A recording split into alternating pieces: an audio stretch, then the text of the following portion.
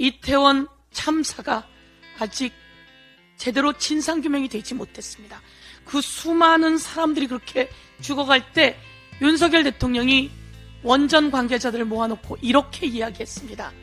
안전을 중시하는 관료적 사고를 없애라 라고 이야기했습니다. 대한민국이 호우로 큰 고통에 빠졌습니다. 수많은 사람이 목숨을 잃었고 그리고 부상을 당했고 1만여 명이 임시 대피소로 대피한 상태입니다. 아직 오송 지하차도에는 누가 어떻게 있는지 찾지 못하는 사람들이 실종 단계에 있는 상황입니다. 이런 상황에 대한민국 대통령도 없었고 여당의 대표도 없었습니다. 그 잘났다고 하던 국토부 장관도 없었습니다. 이제 와서 수습 운운하는데 대한민국이 너무 아픕니다. 그리고 분노하고 있습니다. 대통령이 국민께 사과하고 빨리 조치를 취해야 합니다. 다시 한번 경고합니다. 그런데 이런 상황에서 꼭 우크라이나에 갔어야 됐느냐라고 기자가 묻자 윤석열 대통령 한국 뛰어가도 상황을 못 바꾼다 이렇게 이야기를 합니다. 이게 대통령 측에서 나올 이야기인가요? 이런 답변을 할 수 있습니까? 더욱더 분노하지 않을 수 없습니다. 과거 윤석열 대통령이 했던 발언들을 한번 체크해 봤습니다. 여러분, 이태원 참사가 아직 제대로 진상규명이 되지 못했습니다. 그 수많은 사람들이 그렇게 죽어갈 때 윤석열 대통령이 원전 관계자들을 모아놓고 이렇게 이야기했습니다. 안전을 중시하는 관료적 사고를 없애라 라고 이야기했습니다.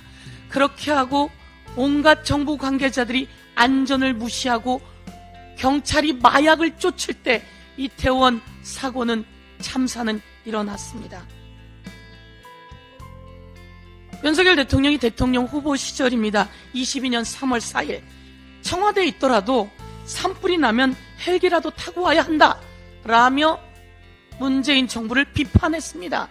산불이 있더라도 청와대에 있더라도 산불이 나면 헬기라도 타고 온다고 했던 그 사람은 대통령이 되자 밀양 산불 당시에는 한국 브라질 축구를 보러 갔습니다.